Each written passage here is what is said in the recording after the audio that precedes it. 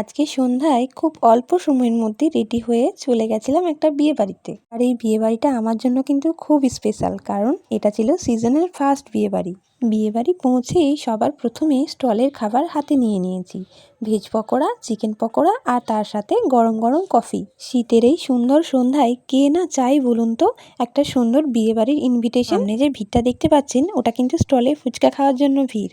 আর আমরা ওই ভিড় ঠেলে ফুচকা খেয়ে চলে এসেছি, যদিও সেটা ভিডিওর মধ্যে নেওয়া হয়নি। আর তারপরেই আমরা চলে এসেছি একদম মেন কোর্সে। প্রথমেই পাতে চলে এসেছে স্যালাড, সস আর ফিশ কাটলেট। ফিশ কাটলেটে কামড় দিতে না দিতেই চলে এসছে গরম গরম বেবি নান আর চানা কিমা।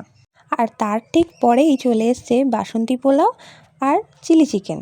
আর এর পরে যে খাবারটা এসছে আমার তো মনে হয় এই খাবারটা বিয়েবাড়ির জন্য একদম পারফেক্ট। এটা পেলে সাথে আর কিচ্ছু চায় না। গরম গরম সাদা ভাত, ঝাল ঝাল আলু পোস্ত আর মাটন। আর তার ঠিক পরেই চলে এসছে চাটনি, পাঁপড়, দই, মিষ্টি, আইসক্রিম। আর এদিকে আজকের ব্রাইড তো এখন ফটো তুলতে ব্যস্ত। না না বন্ধুরা, এখানেই শেষ নয় কিন্তু।